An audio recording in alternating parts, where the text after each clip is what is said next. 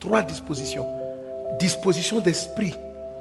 Tu vois, quand je chante, quand David dit dans le psaume 51, verset 10, il dit ceci: crée en moi un cœur pur, renouvelle en moi un esprit bien disposé. Amen. Donc, dans la vie, vous avez la pureté du cœur et vous avez ce qu'on appelle les dispositions d'esprit. Amen. Dieu est un esprit. La Bible dit il faut que ceux qui l'adorent en esprit et en vérité. Il dit lorsque tu pries, entre dans ta chambre et ton Père qui est là dans le lieu secret va t'entendre. En fait, l'esprit doit avoir une certaine disposition. Il doit avoir une certaine disposition. Quand l'esprit n'a pas la bonne disposition, les miracles de Dieu, la réponse de Dieu à ta prière n'arrive pas à atterrir.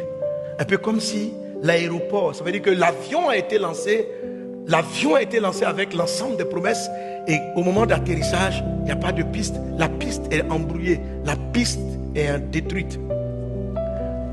Et la piste d'atterrissage des miracles, c'est notre esprit qui doit avoir les bonnes dispositions.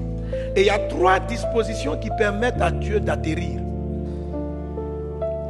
On les a déjà citées. Qui peut me rappeler? C'est là la paix du cœur. Amen. La patience. Et quoi? Et la joie. Alléluia. Amen. Dieu a besoin que ces choses-là soient disposées. C'est très important. L'apôtre Pierre n'a pas pu rejoindre Jésus sur l'eau parce qu'à un moment donné, il a perdu la paix, il a eu peur. Donc le miracle de Christ n'est pas arrivé à son achèvement. Qu'est-ce qui s'est passé? Son esprit, son âme était envahi par la peur. Ça a été suffisant pour que le miracle s'arrête. Et on a beaucoup d'exemples comme ça. Dans l'histoire qu'on vient de lire, je dis qu'il y a un démon qui possédait Madame Pénina pour donner de mauvaises dispositions à Anne. Regarde son travail. On peut dire que Pénina, quelqu'un m'a dit c'est une sorcière. Bon, c'est pas sûr que c'est une sorcière, mais ses paroles et sa manière de faire empêchaient sa coépouse de voir son miracle. Regardez ce qu'elle fait. La Bible dit que chaque fois que Anne allait invoquer Dieu, sa coépouse la distrayait et en essayant d'amener son esprit à s'irriter. Et l'irritation qu'elle avait, elle rentrait en même temps dans une forme de dépression. Elle passait son temps à pleurer, à pleurer, à pleurer. Et quand elle arrivait à la prière, elle repartait sans exaucement, et ce pendant de nombreuses années. Mais cette année en particulier, elle est arrivée, provoquée encore par Pénina, pour être en colère contre elle-même, contre Dieu, contre la vie. Elle était dans cette émotion-là. Madame Pénina la provoquait chaque fois. Comment est-ce qu'elle faisait? La veille du départ, bon là j'imagine, je n'ai pas vu ça. La veille du départ, 2 jours avant d'aller à la prière à Jérusalem, non à Silo, pardon, elle envoyait une de ses filles. Regardez le texte, on dit, son mari, Elkana, donnait à ses fils et ses filles. C'est-à-dire la femme était féconde. Elle avait des fils, elle avait des filles. Donc elle envoie une petite comme ça, qui vient voir Anne. Tata Anne, maman Anne, quand est-ce que tu me donnes ma petite sœur? Maman Anne. Puis les garçons voulaient maman Anne, maman Anne. Ou quand on veut jouer au football avec nos petits frères. La dame, elle pleurait. Elle pleurait. Elle dit, hé Dieu, je t'ai fait quoi? Faut voir mon cas. Amen. Faut voir mon cas. Et puis sa coépouse, elle enchaînait. Enfant, garçon, fille, garçon, fille, garçon, fille, garçon, fille. Et puis chaque fois qu'elle a garçon, fille, elle se moque. La veille. Mais pourquoi c'est la veille de la prière? La Bible dit pour la pousser à s'irriter.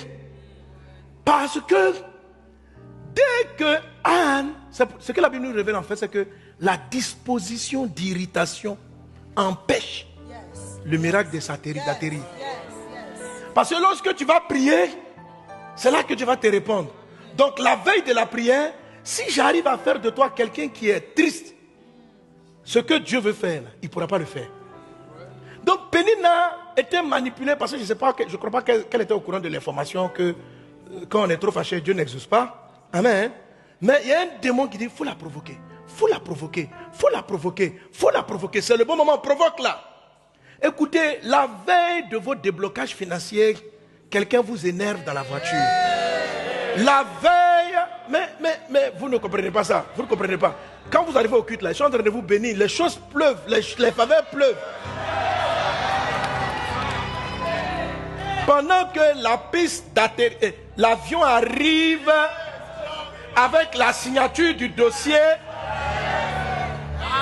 dès que tu sors du culte ou avant le culte, un provocateur, un micheur, un gars qui vient conduire mal sa voiture devant toi, un ancien gouméniseur, une ancienne gouméniseuse,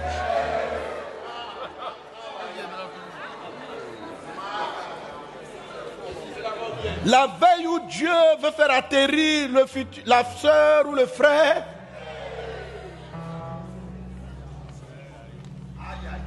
je veux que vous compreniez que le diable peut vous faire retarder un miracle, une intervention, juste en agissant sur vos émotions la veille de la réponse. Ok? C'est une réalité spirituelle. C'est pourquoi je parle de disposition. Ce n'est pas une affaire de belles prédications. C'est réel. C'est réel. C'est pourquoi il dit ceci, ne vous inquiétez de rien, mais faites connaître à Dieu vos besoins par des prières, des supplications. Et il dit, avant de vous répondre, la grâce de Dieu qui suit, la paix, pas la grâce, la paix. Parce que la grâce a déjà été là. C'est la grâce qui envoie la réponse. Mais la grâce doit atterrir sur la paix. Il dit, la paix de Dieu qui surpasse toute intelligence gardera votre cœur en Christ. Pourquoi? S'il n'y a pas la paix, tu ne peux pas voir Dieu. Hébreux chapitre 12, il dit quoi? Recherchez la paix et la sanctification sans laquelle nul ne verra le Seigneur. Donc quand Dieu veut se révéler à toi, le manque de paix peut l'empêcher de se révéler à toi. Et en poussant Pénina à être irritée, elle n'avait pas la paix. Donc toute réponse de Dieu ne pouvait pas prendre place. Il faut que vous soyez conscients, c'est une réalité spirituelle. C'est une vérité spirituelle. Ton état intérieur, ton état émotionnel et ta disposition d'esprit ouvre ou ferme l'aéroport de l'atterrissage de ton exaucement. C'est pourquoi la Bible dit, garde ton cœur plus que toute autre chose parce que c'est de lui que viennent les sources de la vie. Si tu ne préserves pas tes pensées, tu ne les contrôles pas, la vie ne va pas atterrir. Alléluia. Que Dieu t'aide à garder ton cœur. Que la paix de Dieu soit ton partage. Alors cette fois-ci, elle a fait la prière, mais Dieu lui a fait grâce. Tu as dit, ma fille là, Pénina va là, elle va mourir comme ça sans enfant. Hein? Oh. Donc pendant qu'elle était en train de prier, elle a prié toute la journée. Et la paix qui surpasse toute intelligence est venue d'abord. La paix est venue par qui? Par le sacrificateur Élie. Regardez ce qu'il lui a dit. Il arrive vers elle et puis il dit, va en paix. Shalom. Mais quand il a dit, la dame là a reçu la paix. Elle a reçu la paix comment? La Bible dit que dès que le sacrificateur a dit, va en paix, la Bible dit, elle s'est levée. Elle a mangé. Et son visage ne fut plus jamais le même. Ça veut dire que elle n'avait pas encore l'enfant, qu'elle n'était plus triste. Elle n'avait toujours pas l'enfant, qu'elle a eu une disposition joyeuse. Et dès qu'elle est devenue joyeuse, la Bible dit, elle est tombée enceinte. Amen. Alléluia. Tant qu'elle était triste et irritée, elle ne pouvait pas tomber enceinte. Le jour où elle a arrêté, parce qu'on dit que Pénina la mortifiait, en même temps, elle gênait. Mais il y a des jeunes qui ne sont pas des jeunes de la foi, c'est des jeunes de larmes. Allez, tu rentres en jeûne. Mon âge est en train d'avancer. Je ne vais plus manger. Et puis tu pleures. Oh Dieu. Ta fille s'en va vers 45 ans. Et tu n'es toujours pas marié. Cette prière. Là maintenant tu pleures. Amen. Même si Dieu t'avait amené le frère pour le rencontrer au culte, tu ne vas pas le voir. Vous savez, une des mentalités du monde, et c'est ça le travail de ces 7 démons dont je vous ai parlé, c'est 7 esprits qui sont dans l'air. On les appelle la puissance de l'air. Satan étant le prince de la puissance de l'air, Éphésiens chapitre 2, verset 2, c'est d'amener vos pensées. La plupart des personnes pensent que les démons possèdent seulement. Le plus gros travail des démons, ce n'est pas la possession. C'est vous infiltrer, vous donner des pensées. C'est tout. Leur plus gros travail, ce n'est pas de posséder, mais c'est d'insérer des idées dans votre tête. Juste ça.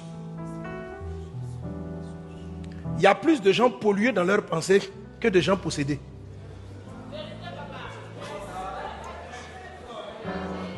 Il y a plus de gens tristes par pensée que tristes parce qu'un démon de tristesse les possède.